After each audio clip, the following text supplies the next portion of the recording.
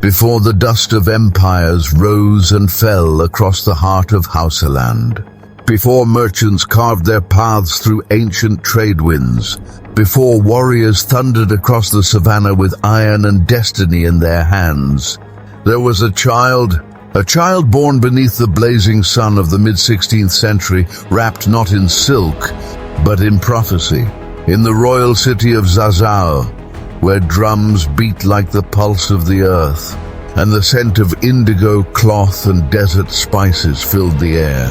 A baby girl cried her first cry, and the ancestors stirred. Her name, Amina, Aminatu, daughter of Nikatau, seed of Bakwa Turunku, the flame that would reforge a kingdom. From the moment she crawled across the polished floors of the royal court, the elders whispered that she walked with a strange confidence, as if she had marched these halls long before, in another life, under another sun. They said her grandfather, the wise old Sarkin, held her on his knees and spoke to her not as a child, but as a ruler unborn, whispering the secrets of power, the mathematics of war, the geometry of kingdoms. And one fateful afternoon, deep within the quiet chambers of the palace, the old Queen Marka, daughter of another dynasty, found little Amina grasping a gleaming dagger in her tiny hands.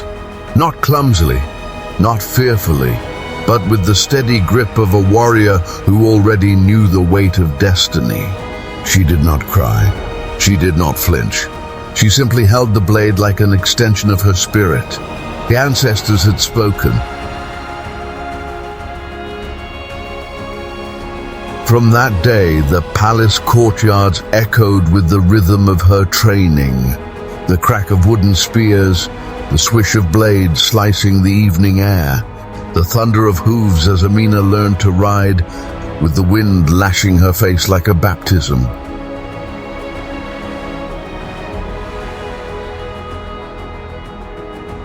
She was not groomed to be a princess. She forged herself into a weapon, a mind sharper than any spear, a will that not even kings could bend, a spirit that refused the boundaries drawn for women of her age. And as she grew, so did the whispers. This one is different. This one will change everything. This one carries the fire of an empire. But fate is never quiet.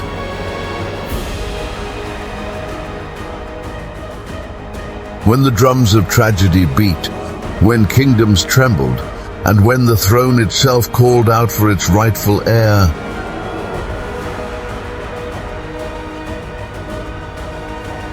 Amina would rise, not as a courtly queen, not as a wife or political ornament, but as a storm on horseback, a conqueror, a woman who carved her legacy with iron and fire. And so our tale begins, not with a crown placed gently upon a royal head, but with the birth of a legend, forged in dust, danger, rebellion, and war. This is the story of Queen Amina of Zazzau, the warrior queen whose footsteps thundered across centuries.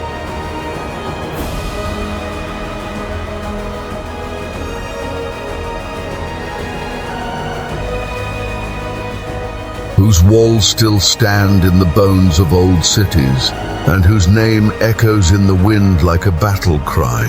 Welcome to the tales of the ancestors.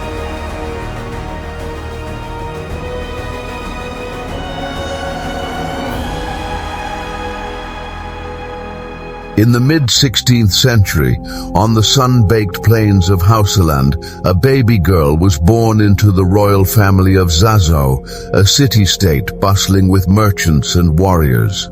This child, named Amina, often called Aminatu in Hausa, was destined to become one of the most famous rulers in African history. She was the eldest daughter of King Nikatau, the ruling Sarkin, King of Zazzau, and his wife Queen Bakwa Turunku. Zazzau, which is today known as the city of Zaria in northern Nigeria, was one of the 7 Hausa city-states, and Amina's lineage placed her at the heart of power. From the moment she could walk, it was clear that Amina was not a typical princess content with palace life. Legends say that as a toddler, Amina crawled before the king's throne during council meetings, absorbing the words of elders and warriors from her grandfather's lap. Her grandfather, a wise former king, doted on young Amina and believed she had the spirit of a leader. He would carry her around the court, whispering lessons of statecraft and strategy to her. On one occasion, Amina's grandmother Marka found the little girl gripping a dagger with uncanny confidence. Instead of scolding her, the old woman smiled knowingly, as if fate itself had placed that blade in Amina's hand.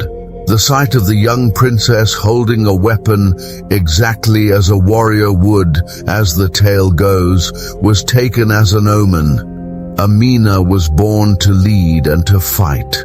Growing up in the royal palace of Zazzau, Amina received a privileged education in politics and warfare. By day, she accompanied her mother, Queen Bakwa, in courtly duties, learning how to administer a kingdom and engage in diplomacy. By afternoon, however, Amina could be found in the barracks, training tirelessly with the royal guards. Clad in light armor and wielding a spear almost as tall as herself, the young princess sparred with seasoned soldiers.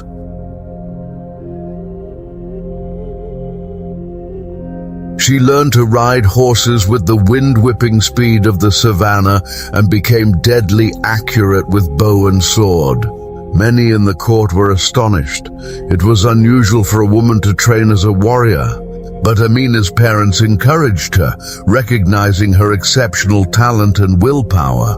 Under the tutelage of Zazzau's finest military instructors, Amina developed into a formidable fighter. It was said that by the time she was a teenager, she could best even the royal captains in mock combat.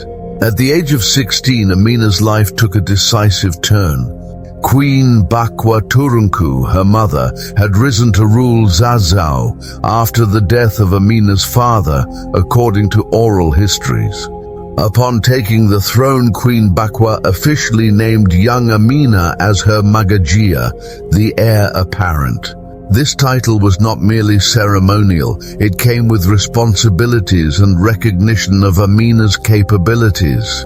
To mark Amina's status as future queen, 40 loyal female servants and slaves were assigned to her household. The courtiers of Zazzau began to realize that this vibrant, fearless young woman was likely to become their leader one day. Suitors from near and far also took notice. As the king's eldest daughter and declared heir, Amina was one of the most eligible princesses in Hausaland. Noblemen from neighboring kingdoms came to Zazzau seeking her hand in marriage. They brought lavish gifts in hopes of winning her favor: gold, fine textiles, horses, and enslaved servants. According to the chronicles, one local lord sent 10 slaves every day as an offering, desperate to impress the princess. The Emir of Kano, one of the most powerful rulers in the region, allegedly sent 50 male and 50 female slaves and 50 bags of rich cloth to Queen Bakwa's court, proposing marriage between his house and Amina. Such extravagant gifts left the court buzzing. A marriage alliance with Kano could strengthen Zazzau's position among the Hausa states. Surely, many thought, Amina would choose a husband from these high-born men to solidify her political influence. But Amina shocked everyone. She refused to marry any of them. With unwavering resolve, the young heir turned away each proposal, no matter how tempting the offers or how prestigious the suitor. Tradition in that era dictated that a woman's power was often tied to marriage alliances, yet Amina saw things differently.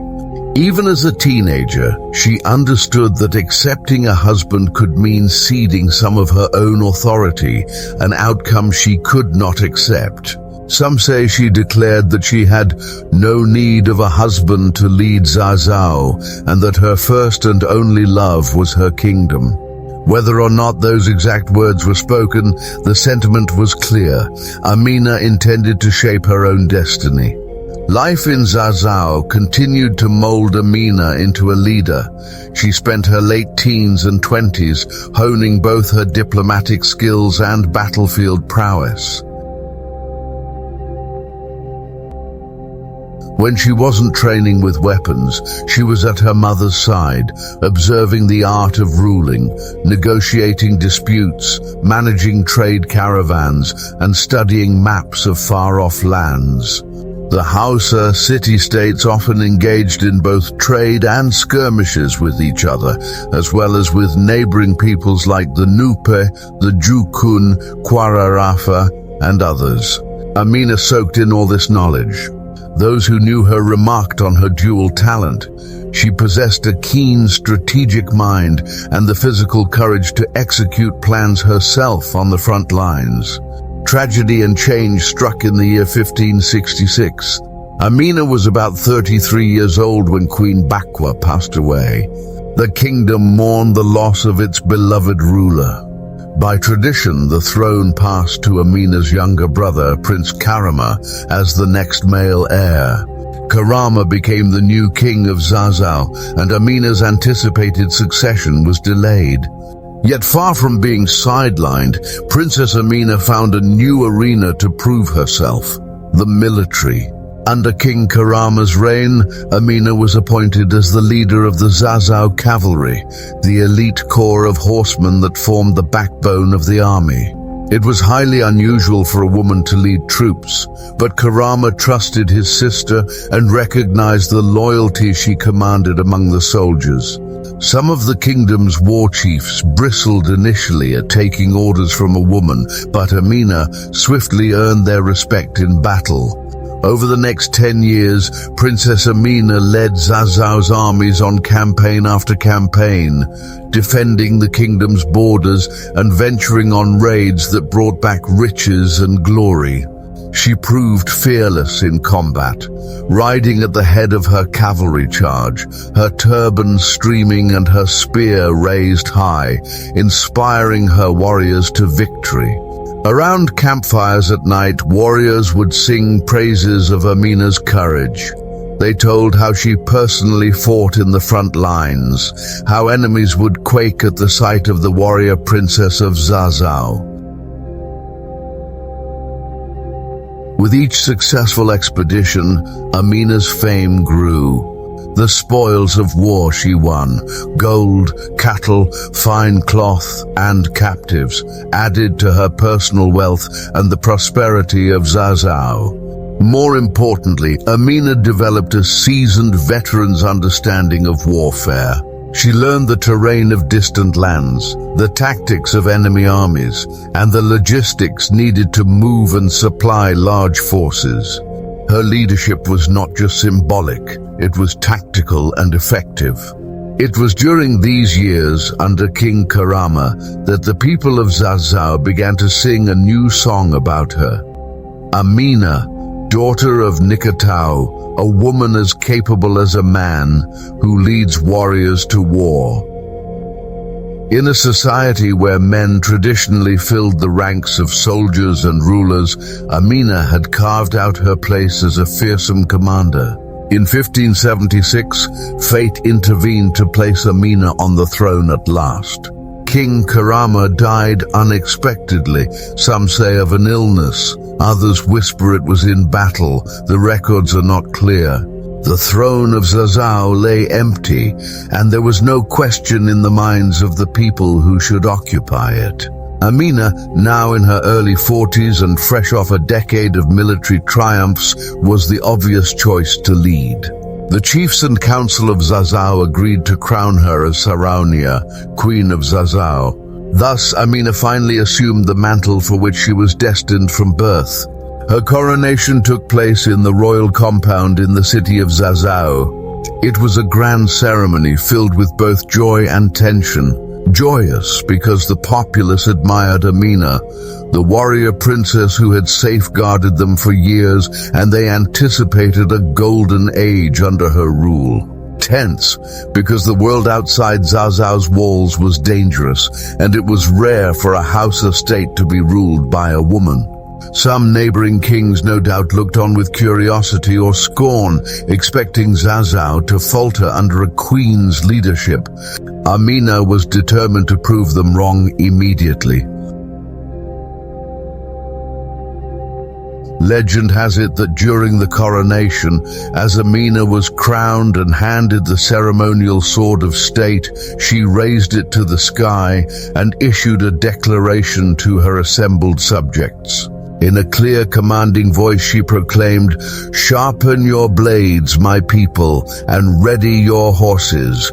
We ride to expand Zazzau's frontiers." This dramatic call to arms electrified the crowd. Here was a monarch who would not rest on inheritance or sit quietly in the palace. Queen Amina made it known on day one that she intended to make Zazzau more powerful than ever. The cheers that greeted her speech soon turned into action. Blacksmiths throughout the city sparked their forges to life, sharpening swords and spearheads as the queen ordered. Drummers sounded the call across every district. Warriors were to rally under Amina's banner. Within weeks, a great army gathered outside Zaria's gates, awaiting the queen's command. Amina had spent much of her life preparing for this moment. Now she would lead her own kingdom's forces, not as a prince or general, but as the sovereign. True to her word, barely 3 months after ascending the throne, Queen Amina embarked on her first military campaign as ruler of Zazzau. It would be the beginning of an epic series of conquests that lasted 34 years, a nearly continuous adventure of battle, diplomacy, and empire building. Before setting out, Amina organized her forces meticulously.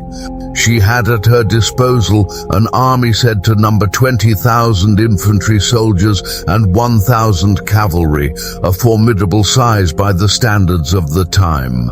She appointed her most trusted captains, many of whom had ridden alongside her during Karama's era, to command units of foot soldiers, while she personally took charge of the cavalry squadrons.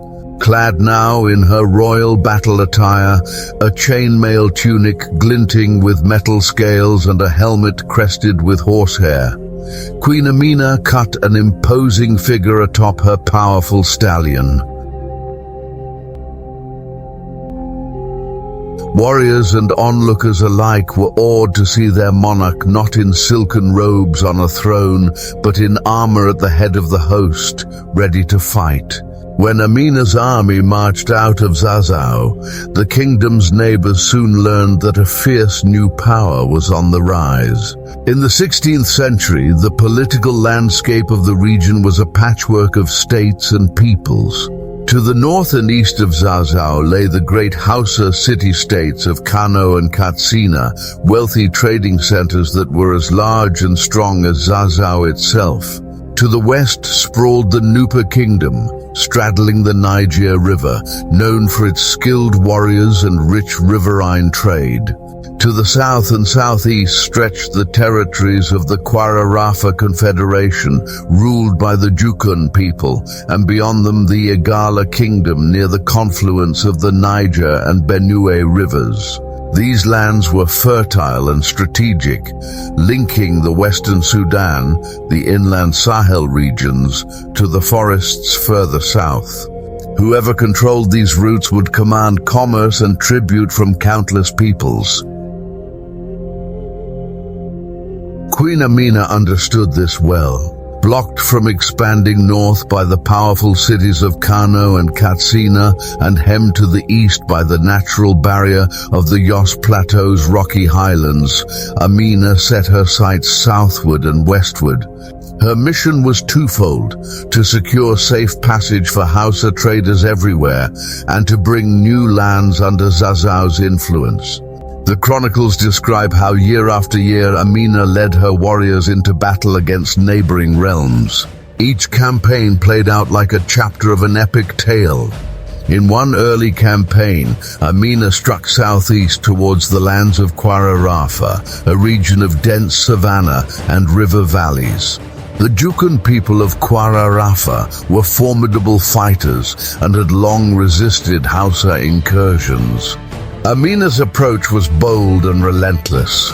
Her army stormed through outlying Kwara villages, scattering their defenders and capturing crucial walled towns one by one. It is said that in each conquered town, Amina left behind a garrison and built defensive walls to fortify Zazzau's new holdings. These fortifications, often made of sturdy mud brick and earth, would later be known as Amina's Walls. By fortifying strategic locations, she ensured that any territory taken would remain under Zazzau's control, protected against counterattack once her main army moved on. As the campaign against Kwara pushed on, Queen Amina demonstrated not just brute force, but also tactical cunning. Facing a particularly well-defended Jukun city perched on a hill, the story does not name it, but one imagines a fortress deep in the Middle Belt region, Amina devised a clever plan.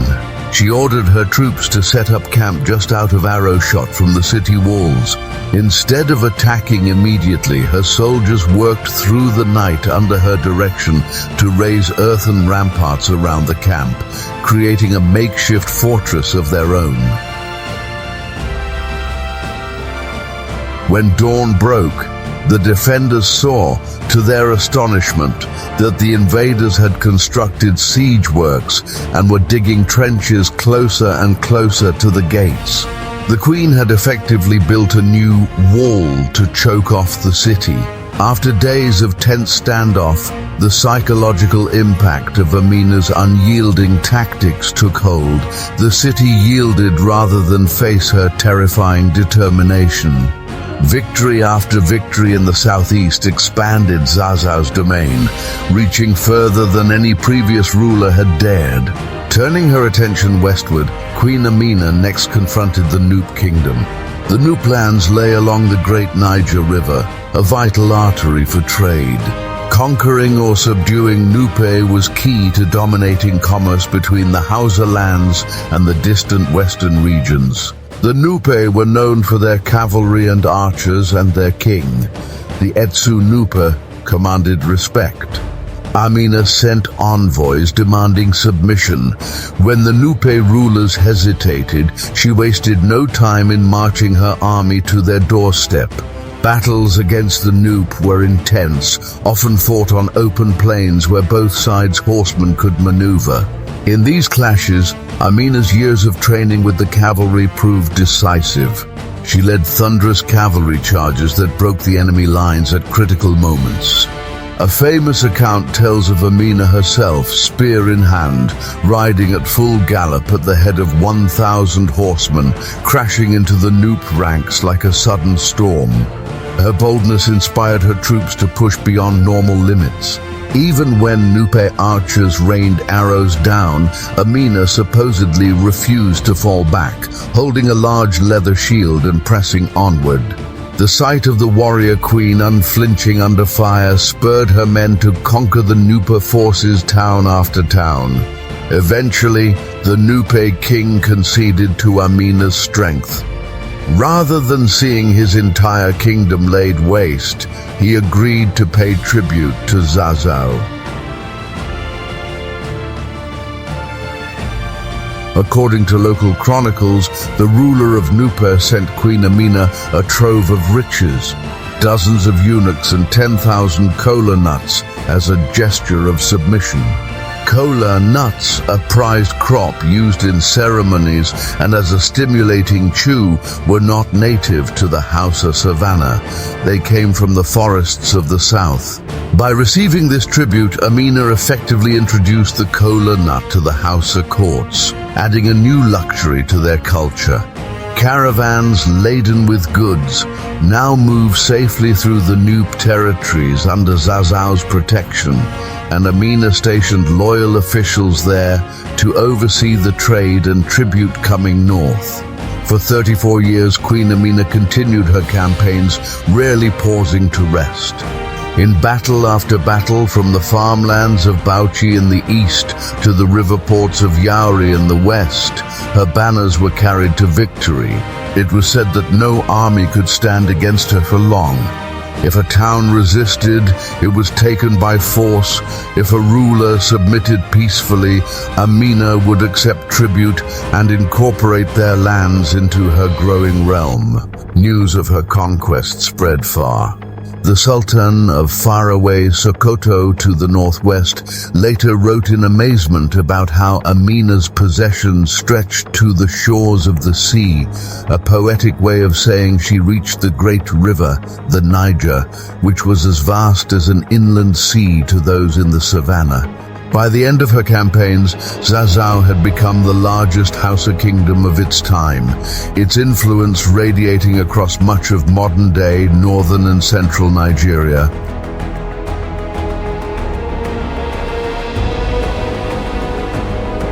As the dust of Amina's early conquest settles and the war drums fade into the distant savannah, we leave her here for now.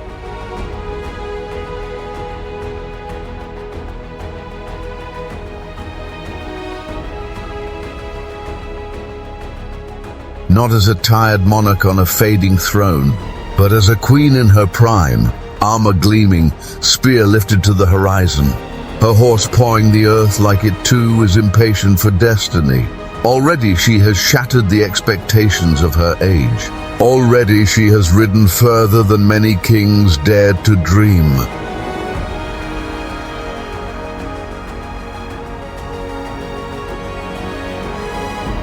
Yet what you have seen so far is only the opening arc of her legend. Ahead of her lies a different kind of battle. Not just steel against steel, but mind against time, where a queen must turn raw conquest into lasting power. In the next chapter of this tale, you will see how Amina does not merely win wars. She reshapes warfare itself.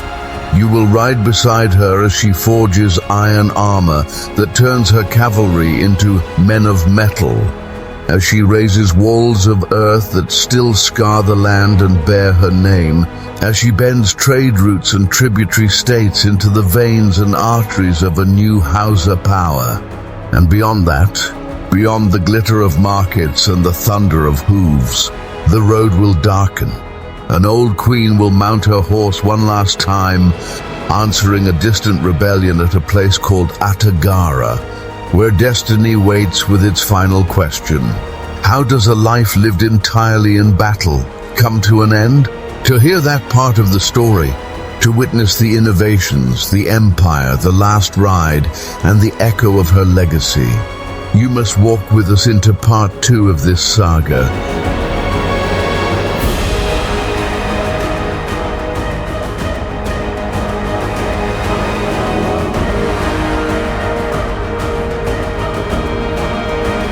Innovations, Empire, and the last battle of Queen Amina of Zazzau. Before you go, stand with the ancestors. If this story moved you, drop a like so more people can find it. Tell us in the comments, what strikes you most about Amina so far, her courage, her refusal to marry, or her hunger for conquest? And if you want to be there when part 2 drops, when we ride with her into Atagara and watch how a legend becomes immortality, subscribe to Tales of the Ancestors and turn on the notification bell. Until the next episode, walk gently among the footprints of those who came before, for their stories are the fire that still lights our path.